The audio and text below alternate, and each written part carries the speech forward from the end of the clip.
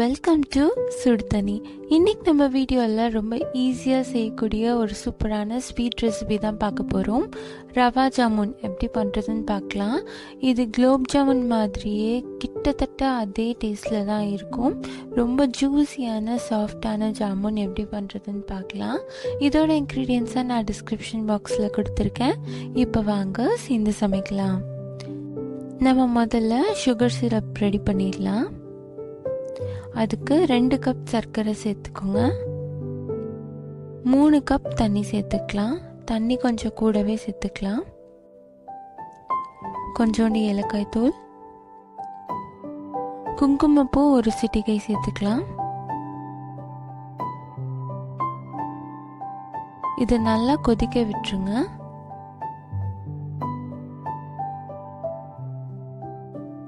முதல்ல தண்ணி மாதிரி கொதிச்சுட்டு அதுக்கப்புறம் கண்ணாடி மாதிரி ஆகும். அப்போது தொட்டு பார்த்தீங்கன்னா கொஞ்சம் பிசு பிசுப்பு வந்திருக்கும். அப்போ இதை ஆஃப் பண்ணிடலாம். இதுக்கு மேலே பதம் எதுவும் தேவையில்லை. இந்த பதத்துலேயே நீங்கள் இறக்கிடுங்க. இது இருக்கட்டும்.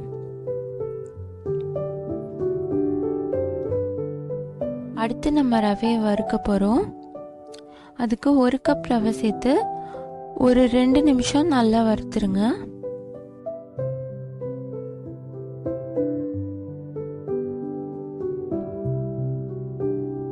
இதில் 1 டீஸ்பூன் நெய் சேர்த்துட்டு மறுபடி வறுத்துடலாம். லைட்டாக சூடான போதும்.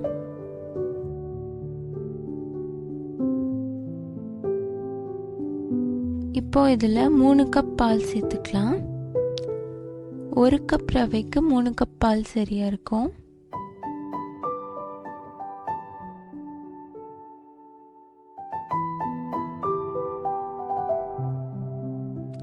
இது கொஞ்ச நேரத்திலே திக்காயிடும். இதில் 2 டீஸ்பூன் சர்க்கரை சேர்த்துக்கலாம். சுகர் சேர்த்திங்கன்னா உங்களுக்கு பொரிக்கும் போது நல்லா பொன்னிறமாக வரும், அதுக்காக சேர்க்குறோம்.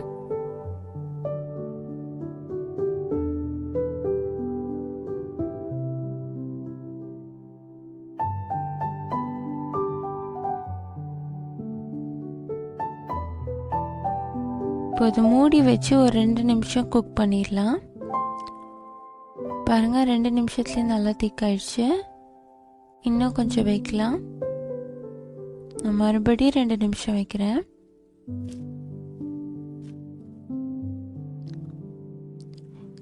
இப்போ பார்த்தீங்கன்னா இன்னும் நல்லா கட்டி ஆயிடுச்சு.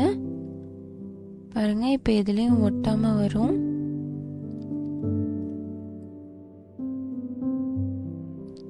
இந்த அளவு இருக்கணும்னே நம்ம இதை ஆஃப் பண்ணிடலாம்.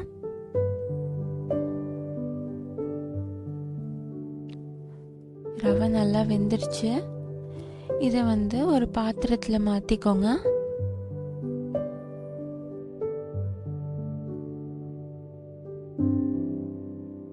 நல்லா ஆறுனதுக்கு அப்புறமா லைட்டாக இதை பிசைஞ்சு விட்டுருங்க.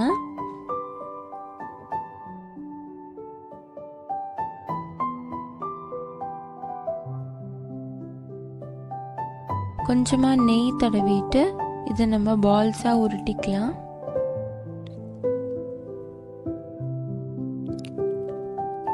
உருட்டும் போது கொஞ்சம் விரிசல் இல்லாமல் உருட்டிக்கோங்க.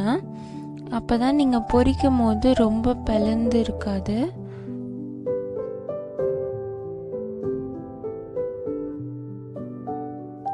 நல்லா சாஃப்டாக உருட்டியாச்சு. அடுத்து நம்ம பொரிச்சிடலாம். எண்ணெயை மிதமான சூட்டில் வச்சுட்டு இது எல்லாத்தையும் சேர்த்துருங்க.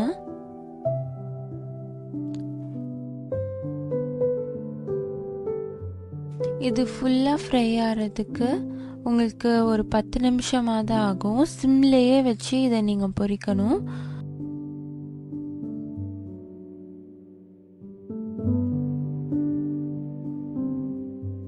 ஹையில் வச்சிங்கன்னா வெளியே சீக்கிரமாக ப்ரௌன் ஆகிடும், ஆனால் உள்ளே வெந்திருக்காது. கூட நேரம் வச்சிங்கன்னா வெளியே கரிஞ்சிரும்.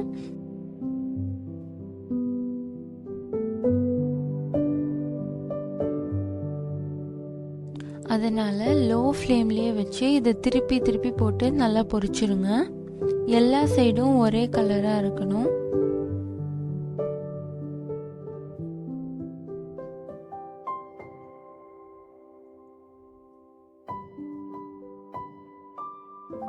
லைட்டாக பிளந்துருந்தா பரவாயில்ல, உங்களுக்கு ஜீராவில் போட்டோன்னே அது செட் ஆகிக்கும்.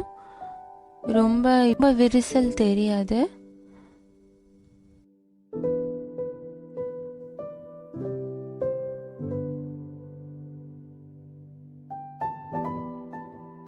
இப்போ 7 நிமிஷம் ஆயிடுச்சு. நல்லா கலர் மாறி இருக்கு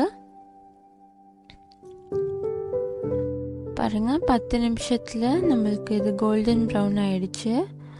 இப்போ நம்ம எடுத்துடலாம்.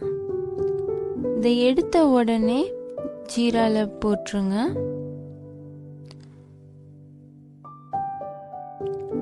ஜீரா லைட் சூடாக இருக்கும் போது இதை போட்டுருங்க. இப்போ இதை ஒரு 6 மணி நேரம் ஊற வச்சிடலாம். அப்போ தான் நல்லா சாஃப்டாக ஆகும், குலோப் ஜாமுன் மாதிரி.